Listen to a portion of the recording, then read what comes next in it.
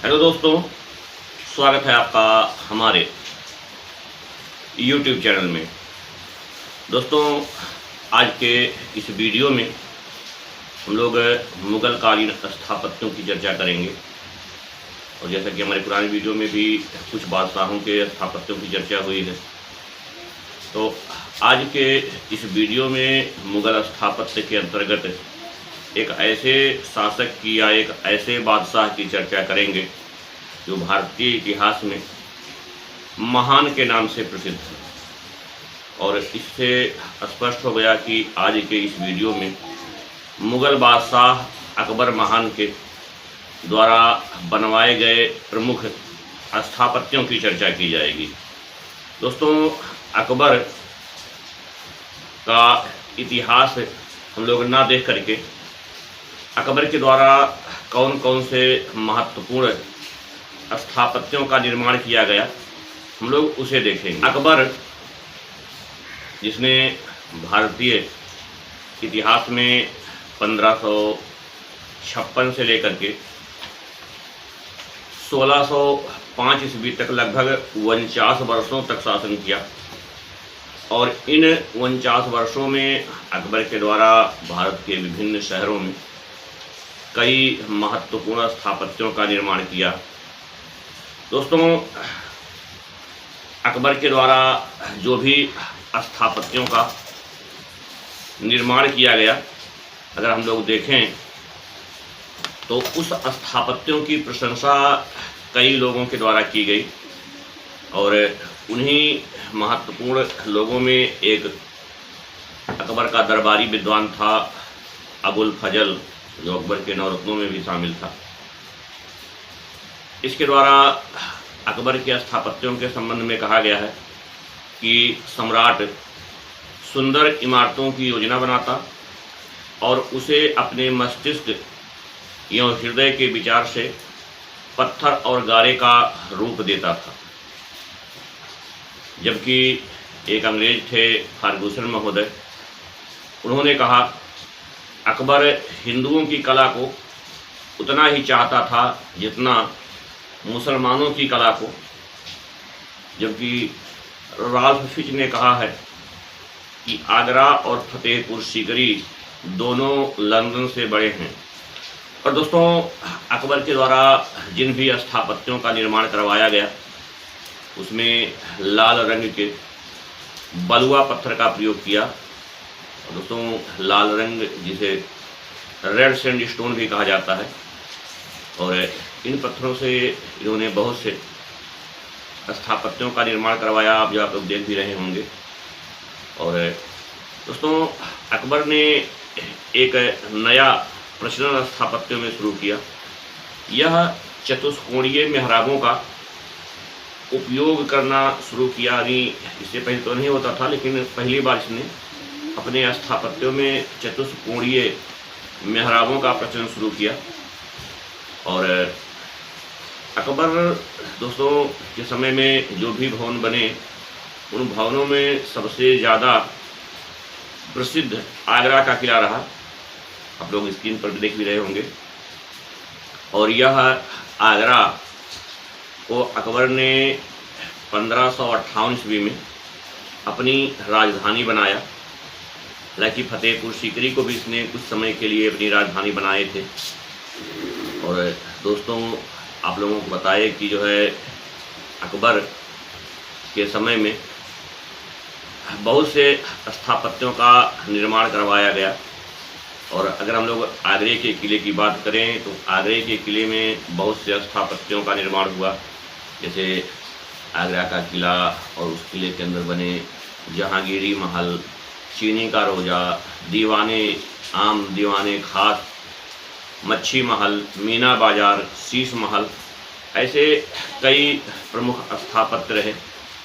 और इसके साथ ही साथ इसने फतेहपुर सीकरी में भी कई स्थापत्यों का निर्माण करवाया। जैसे तुर्की सुल्ताना का महल, जोधाबाई का महल, मरियम का महल, बुलंद दरवाज़ा, बीरबल का महल, दीवाने आम, दीवाने खास, सलीम चिश्ती का मकबरा, जामा मस्जिद, हाथी पोल, ज्योतिष की बैठक, पंच महल, इबादत खाना, जहांगीरी महल, इस्माइल खां का मकबरा, दोस्तों, इन स्थापत्यों की अभी हम लोग आगे विस्तार से चर्चा करेंगे, जो मुख्य स्थापत्य हैं।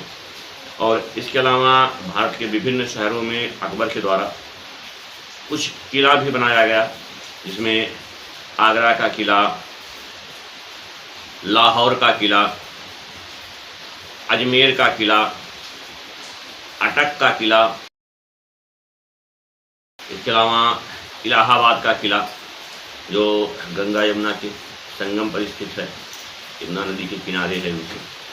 तो दोस्तों, हम लोग इस किले की भी चर्चा करेंगे, लेकिन अकबर कालीन स्थापत्यों में हम लोग देखेंगे एक बड़ा ही महत्वपूर्ण स्थापत्य है हुमायूं का मकबरा।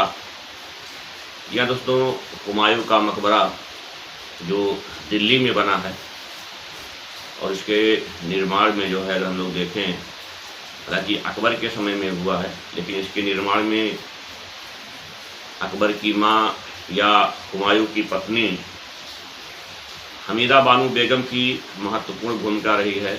हमीदा बानो बेगम जिन्हें हाजी बेगम भी कहा जाता है। और इस मकबरे के जो वास्तुकार था वो था मिर्ज़ा गियास बेग।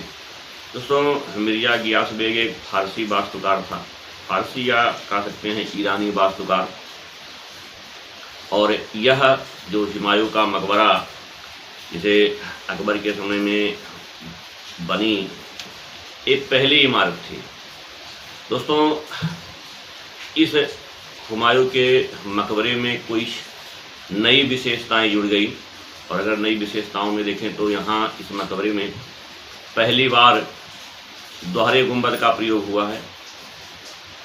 दोस्तों, यहाँ एक समस्या है कि एक प्रश्न पूछा जाता है कि भारतीय इतिहास में पहली बार दोहरे गुंबद का प्रयोग कहाँ हुआ। तो दोहरे गुंबद का दोस्तों प्रयोग पहली बार सल्तनत काल में सिकंदर लोदी के मकबरे में हुआ है, लेकिन हुमायूं के मकबरे में पहली बार उभरी हुई दोहरे गुंबद का प्रयोग किया गया है। अगर ये पूछा जाता है प्रश्न कि मुगल काल में पहली बार दोहरे गुंबद का प्रयोग कहाँ हुआ, तो हुमायूं के मकबरे में लगाएंगे। लेकिन पूरे भारतीय इतिहास में दोहरे गुंबद का प्रयोग पहली बार कहाँ हुआ, तो हम लोग सल्तनत काल में लोदी वंश का एक सुल्तान था सिकंदर लोदी, उसके मकबरे में दोहरे गुंबद का प्रयोग किया गया है। और साथ ही साथ अगर हम लोग इस हुमायूं के मकबरे को देखें तो इस मकबरे में पहली बार सफ़ेद संगमरमर का प्रयोग हुआ है। दोस्तों, पहली बार सफ़ेद संगमरमर का तात्पर्य जो ऊपर गुंबद बना हुआ है, उस गुंबद में भी जो है गुंबद में ही सफ़ेद संगमरमर लगाया गया है। इसीलिए हुमायूं के मकबरे को ताजमहल का पूर्वगामी भी कहा जाता है। हालांकि सल्तनत काल में और भी कई स्थापत्य हैं जिसको ताजमहल का पूर्वगामी कहा जाता है, लेकिन ये हुमायूं का मकबरा पहला स्थापत्य है जिसे ताजमहल का पूर्वगामी कहा गया है। और हुमायूं के मकबरे में दोस्तों पहली बार चार बाग पद्धति के साथ साथ बाउंड्री वॉल या चहारदीवारी का प्रयोग हुआ है।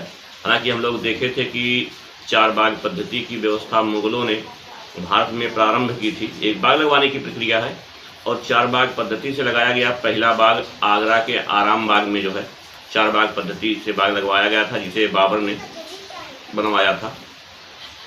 और दोस्तों, आप लोगों को देखें कि यहाँ हुमायूं के मकबरे में दोस्तों स्वतंत्र मीनारें नहीं पाई गई हैं, और इस मकबरे पर ईरानी प्रभाव दिखाई देता है, क्योंकि इसके जो वास्तुकार थे वो फारस के थे, ईरान के थे, मिर्ज़ा गियास बेग। तो वही ईरानी प्रभाव इस मकबरे पर दिखाई देता है। और इस हुमायूं के मकबरे के संबंध में एक कथन है। एक तो हम लोग देखे थे कि इसको ताजमहल का पूर्वगामी कहा जाता है, और साथ ही साथ इस मकबरे के संबंध में कहा गया है कि यह मकबरा एक वफादार बीबी का अपने शौहर के नाम महबूबाना पेशकश है। दोस्तों, ये हुमायूं का मकबरा जिसे 1993 ईस्वी में विश्व विरासत सूची में शामिल किया गया। और दोस्तों, ये विश्व विरासत सूची में शामिल करने में एक महत्वपूर्ण संगठन है यूनेस्को।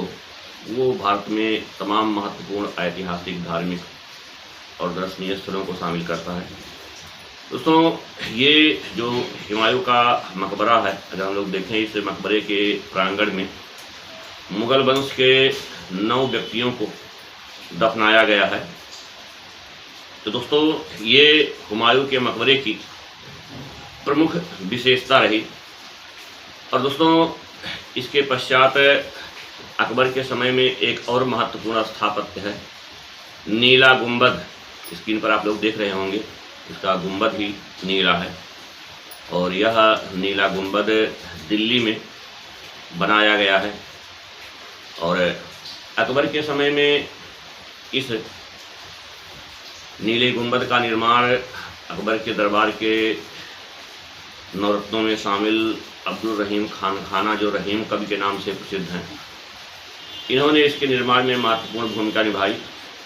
और आप लोग स्क्रीन पर देख भी रहे होंगे कि अब्दुल रहीम खान खाना ने इसके गुंबद में नीले रंग के टाइलों का प्रयोग करवाया था। संभवतः इसीलिए इस इमारत का नाम नीला गुंबद पड़ा। अब दोस्तों, हम लोग आते हैं अकबर के समय के सबसे महत्वपूर्ण स्थापत्य आगरा के किले को देखते हैं। दोस्तों, आगरा का किला से नाम है कि ये किला जो है उत्तर प्रदेश के आगरा शहर में बनवाया गया है और इसको बनवाने में अकबर की बड़ी महत्वपूर्ण भूमिका रही। कहा जाता है कि लगभग 15 वर्षों में ये किला बनकर के तैयार हुआ था। और इस किले का वास्तुकार कासिम खां था। और आप लोग देख रहे हैं कि इस किले में भी जो है लाल बलुआ पत्थर अर्थात रेड सैंडस्टोन का प्रयोग किया गया है। और अगर हम लोग इस किले की विशेषता देखें दोस्तों, तो इस किले में 2 प्रवेश द्वार बनाए गए हैं, एक अमर सिंह द्वार, और दोस्तों यह द्वार बादशाह अपने निजी प्रयोग के लिए करता था, जबकि दूसरा द्वार है दिल्ली द्वार, जिसे हाथी द्वार या हाथी दरवाज़ा भी कहा जाता है, और यह मुख्य प्रवेश द्वार था। दोस्तों, इस द्वार पर एक हाथी की प्रतिमा लगी हुई थी, अब तो है नहीं, जिस पर जयमल और फत्ता की मूर्तियां बनी हुई थी। दोस्तों, जयमल और फत्ता 2 सरदार थे जो अकबर के धोखे का शिकार हुए थे, अर्थात अकबर ने धोखे से इन्हें गोली मार दिया था एक किले पर विजय प्राप्त करने के दौरान। और अपराध बोध में जो है उन्हें एक तरह से श्रद्धांजलि देने के लिए इस दिल्ली द्वार पर बने हाथी की मूर्तियों पर दोनों की मूर्तियां लगवाई थी। हालांकि बाद में जब औरंगजेब मुगल बादशाह बनता तो वो इन मूर्तियों को और हाथी की मूर्ति दोनों को तोड़वा देता है। तो अब आपको इस हाथी द्वार पर हाथी की मूर्ति और जयमल फत्ता की मूर्ति नहीं दिखेगी। और इस किले में दोस्तों इन्होंने कई निर्माण कार्य करवाए थे। हालांकि इस किले का जीर्णोद्धार बाद में मुगल बादशाह शाहजहां ने करवाया था और इसी आगरे के किले में उसके द्वारा एक मोती मस्जिद का भी निर्माण करवाया गया था। हम लोग इसको शाहजहां के समय में देखेंगे।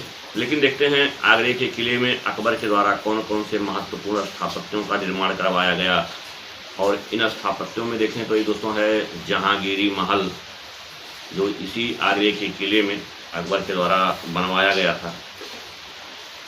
हालांकि इस जहांगीरी महल को अकबर पूर्ण नहीं करवा पाया था, बाद में जहांगीर ने इस महल को पूर्ण करवाया।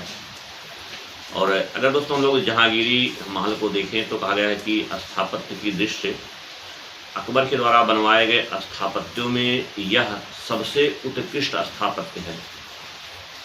और दोस्तों इसी किले के अंदर उसने दीवाने आम का निर्माण करवाया। दोस्तों दीवाने आम का तात्पर्य है कि जहां बादशाह जन सामान्य लोगों की निजी समस्याओं को सुना करता था, एक तरह से कह सकते हैं कि मुगलों का एक न्यायालय होता था। और यह दोस्तों आकार में आयताकार बना है।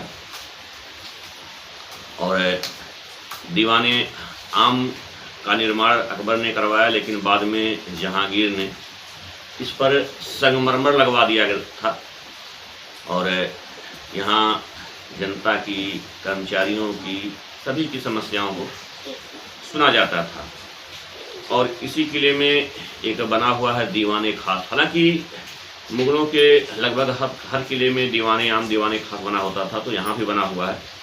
और ये दीवाने खास, इसको अकबर ने बनवाया, लेकिन बाद में जहांगीर ने इसमें भी संगमरमर लगवा दिया था। और इसमें अकबर अपने मंत्रियों के साथ बैठ करके कुछ महत्वपूर्ण विषयों पर सलाह मशवरा किया करता था। और इसी आगरे के किले में एक है चीनी का रोजा, इसे भी अकबर के द्वारा बनवाया गया था और बाद में शाहजहां ने इसका भी जीर्णोद्धार करवाया था। दोस्तों, इस आगरे के किले के बाद हम लोग आते हैं फतेहपुर सीकरी में। और फतेहपुर सीकरी ये आगरा से लगभग 23 मील की दूरी पर एक सीकरी नाम का गांव था और इस गांव का नाम बदल करके फतेहपुर सीकरी रख दिया गया। और कहता है कि दोस्तों यह परिवर्तन इसने गुजरात विजय के उपलक्ष्य में किया था। और इसके साथ ही साथ अकबर ने इसी फतेहपुर सीकरी शेख सलीम चिश्ती का खानकाह था, जहां अकबर अक्सर यहाँ आया करता था। और कहते हैं कि इसी शेख सलीम चिश्ती के आशीर्वाद से जहांगीर का जन्म हुआ था और इसी के सम्मान में, सलीम चिश्ती के सम्मान में अकबर ने अपने पुत्र का नाम सलीम भी रखा था बचपन में, हालांकि बाद में जहांगीर के नाम से मुगल बादशाह बना। तो उस सलीम चिश्ती के को आदर प्रकट करने के उद्देश्य से भी जो है इसने फतेहपुर सीकरी का निर्माण करवाया। और इस फतेहपुर सीकरी को आप देख रहे होंगे, इसके वास्तुकार बहाउद्दीन थे। और यह फतेहपुर सीकरी जिसमें कुल 9 एंट्री गेट अर्थात प्रवेश द्वार बने हुए थे। और इसमें हम लोग देखेंगे तो दिल्ली द्वार, अजमेर द्वार, ग्वालियर द्वार, धौलपुर द्वार जैसे कुछ महत्वपूर्ण द्वार थे। और इस फतेहपुर सीकरी के अंतर्गत निर्मित इमारतों में एक महत्वपूर्ण इमारत है बुलंद दरवाज़ा। तो आज गर्मी बहुत ज़्यादा है। बुलंद दरवाज़ा जिसे फतेहपुर सीकरी का गौरव कहा जाता है। और फतेहपुर सीकरी के संबंध में स्मिथ महोदय ने कहा है कि फतेहपुर सीकरी पत्थरों पर ढाला गया एक रोमांस है। दोस्तों, इस फतेहपुर सीकरी में कई महत्वपूर्ण स्थापत्यों का निर्माण हुआ और इसमें एक स्थापत्य है तुर्की सुल्ताना का महल। और दोस्तों, फतेहपुर सीकरी में इस तुर्की सुल्ताना का महल अकबर के द्वारा करवाया गया और पर्सी ब्राउन महोदय ने इसे स्थापत्य कला का मोती भी कहा। और एक दूसरे महत्वपूर्ण स्थापत्यों में जोधाबाई का महल है। दोस्तों, जोधाबाई का महल भी जो है फतेहपुर सीकरी में अकबर के देखरेख में बनाया गया, निर्माणकर्ता अकबर रहे। और यह अगर हम लोग आकार में देखें तो दोस्तों 320 गुणे 210 गुणे 35 फीट आकार में जोधाबाई का महल बना हुआ है। और यह महल अकबर के द्वारा फतेहपुर सीकरी के निर्मित भवनों में सबसे बड़ा या सबसे विशाल है। और यह महल 2 मंजिला बना है। तो कहता है कि ये भवन या ये महल दक्षिण भारत के मंदिरों से प्रभावित था।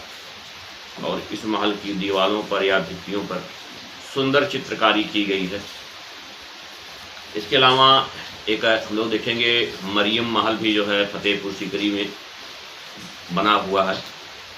और कहा गया कि इस महल में चित्रों की अधिकता के कारण इसे अकबर का रंगीन महल या अकबर की चित्रशाला कही गई है। और दोस्तों, एक और महत्वपूर्ण स्थापत्य है बीरबल का महल। दोस्तों, बीरबल जो अकबर के दरबार में ये भी अकबर के नवरत्नों में एक थे और जो एक तरह से मजाकिया का काम करते थे अकबर के लिए। और इनका भी महल फतेहपुर सीकरी में अकबर ने बनवाया और कहा गया है कि फतेहपुर सीकरी में स्थित सभी महलों में ये सबसे ज़्यादा अलंकृत है। और दोस्तों अब हम लोग चर्चा करेंगे फतेहपुर सीकरी का गौरव अर्थात बुलंद दरवाज़ा की, जिसे बादशाही दरवाज़ा भी कहा जाता है। दोस्तों थोड़ा सा डिस्टर्बेंस है, गरज के साथ साथ बरसात भी हो रही है, तो थोड़ा सा आवाज़ में डिस्टर्बेंस होगा। हालांकि कुछ सुधार करने का प्रयास करेंगे, हो सकता है कि आवाज़ ना आए। लेकिन आइए हम लोग फतेहपुर सीकरी का गौरव बुलंद दरवाजे को देखते हैं। दोस्तों ये फतेहपुर सीकरी में एक जामा मस्जिद बना हुआ भी हम लोग चर्चा करेंगे। उसके दक्षिणी द्वार पर ये बुलंद दरवाज़ा अकबर ने अपने गुजरात विजय के उपलक्ष्य में बनवाया था। और दोस्तों यह बुलंद दरवाज़ा एक ऊंचे चबूतरे पर बना है। अगर हम लोग इस दरवाजे की चबूतरे सहित ऊंचाई देखें तो 176 फीट है। लेकिन अगर हम लोग केवल और केवल दरवाजे की ऊंचाई देखें तो ये 134 फीट है। इसमें केवल दोस्तों चबूतरा ही 42 फीट का बना हुआ है। और इस दरवाजे की अगर हम लोग देखें जो मेहराब बनाया गया, कहा जाता है कि ये दक्षिण विजय की स्मृति में बनाया गया है। और दोस्तों यह विश्व का सबसे बड़ा दरवाज़ा है। हालांकि इस दरवाजे की प्रेरणा चाहते हैं कि इल्तुतमिश का एक अतरकिन का दरवाज़ा था, उससे प्रेरणा लेकर के बनाया गया है। और उसमें लाल और गुलाबी पत्थर का प्रयोग किया गया है। और कहते हैं दोस्तों जब अकबर ने दक्षिण में एक असीरगढ़ किले की विजय की थी, तब अकबर ने बुलंद दरवाजे की कहते हैं कि ऊंचाई को बढ़ा दिया था। इसीलिए कहा जाता है कहीं कहीं पर ये बुलंद दरवाज़ा गुजरात विजय और दक्षिण भारत अर्थात असीरगढ़ के विजय के प्रतीक के रूप में जाना जाता है। तो ये दोस्तों बुलंद दरवाजे के साथ साथ हम लोग ये देखेंगे अकबर ने फतेहपुर सीकरी में एक पंच महल बनवाया था, जिसे हवा महल कहा जाता है। और दोस्तों ये पिरामिड नुमा 5 मंजिला भवन था, जिसमें दीवारें नहीं होती थी, केवल खंभे होते थे और लोग हवाखोरी के लिए यहाँ जाया करते थे। और एक और महत्वपूर्ण स्थापत्य है दोस्तों शेख सलीम चिश्ती का मकबरा, जिसे अकबर ने 1581 ईस्वी में बनवाया था। और आप लोगों को चर्चा की थी कि यही शेख सलीम चिश्ती के आशीर्वाद से जहांगीर का जन्म हुआ था। और मुग़ल बादशाह ने शेख सलीम चिश्ती के सम्मान में अपने पुत्र का नाम सलीम भी रखा था। बाद में जो जहांगीर के नाम से मुग़ल बादशाह बनता है। तो दोस्तों ये जो सलीम चिश्ती का मकबरा है, जिसे आप देख भी रहे हैं, यह एक वर्गाकार मकबरा है। और इस मकबरे के अंदर जो इसका अहाता है, उसी में जो है जामा मस्जिद बनवाया गया था। और बाद में अकबर ने इसे लाल पत्थर से बनवाया था, बलुआ पत्थर से। लेकिन जहांगीर ने भी इसमें भी बाद में संगमरमर का जो है प्रयोग किया था और इसमें संगमरमर की जाली का भी प्रयोग किया गया था। और एक और स्थापत्य है जामा मस्जिद, जो इसी फतेहपुर सीकरी के सलीम चिश्ती के मकबरे के ही प्रांगण में बना हुआ है। और कहा जाता है कि ये जो जामा मस्जिद है, इसे अकबर ने फतेहपुर सीकरी में 1571 ईस्वी में बनवाया था। और ये जो जामा मस्जिद है, इसी जामा मस्जिद से अकबर ने 1582 ईस्वी में दीन इलाही की घोषणा की थी। दोस्तों दीन इलाही अकबर के द्वारा स्थापित एक धर्म था और उस धर्म की घोषणा अकबर ने इसी जामा मस्जिद से की थी। और एक दोस्तों यहीं इस्माइल खां का भी मकबरा बना हुआ है और इसमें भी वर्गाकार मेहराब का प्रयोग हुआ था। तो दोस्तों ये अकबर के समय में बनवाए गए कुछ प्रमुख स्थापत्य रहे, जिसके निर्माण में मुग़ल बादशाह अकबर की महत्वपूर्ण योगदान रहा। और आप लोगों को बताए भी थे कि अकबर ने भारत के विभिन्न शहरों में कुछ किलों का निर्माण करवाया था। और हम लोग आगरा का किला भी देखे भी थे कि आगरा का किला इसने 1565 में बनवाया था। इसमें कई इमारतें बनवाई थी। हर किले में इसके द्वारा कई महत्वपूर्ण इमारतों की चर्चा हुई, जिसमें हम लोग फतेहपुर सीकरी आगरा के किले में महत्वपूर्ण स्थापत्यों को देखे हैं, फतेहपुर सीकरी में महत्वपूर्ण स्थापत्यों को देखे हैं। इसके अलावा अकबर के द्वारा एक लाहौर का किला बनवाया गया था, जो इसने 1565 ईस्वी में बनवाया था। 1565-66 ईस्वी में ये पाकिस्तान में बना हुआ है। और इसके अलावा राजस्थान के अजमेर में भी 1570 ईस्वी में अकबर ने एक किले का निर्माण करवाया था। और एक किले का निर्माण अकबर ने इलाहाबाद में 1583 ईस्वी में करवाया था, जो यमुना नदी के किनारे है। अभी भी उस किले से होते हुए यमुना नदी बहती है और गंगा यमुना के संगम के बगल में ही एक किला बना हुआ है। तो दोस्तों, अकबर के द्वारा बनवाए गए कुछ प्रमुख स्थापत्यों की चर्चा इस वीडियो में किए हैं। और आगे के वीडियो में हम लोग एक और मुग़ल बादशाह की चर्चा करेंगे, उसके समय में बनवाए गए स्थापत्यों की चर्चा करेंगे। लेकिन ये वीडियो आपको कैसा लगा? अगर वीडियो आपको पसंद आ रहा है तो इसे लाइक करिए, अपने दोस्तों में शेयर करिए। और यदि आप हमारे चैनल पर नए हों तो हमारे चैनल को सब्सक्राइब करिए, जिससे नए वीडियो के नोटिफिकेशन सबसे पहले आप तक पहुँचे। हमसे जुड़ने के लिए, वीडियो को देखने के लिए आप सबका बहुत बहुत धन्यवाद।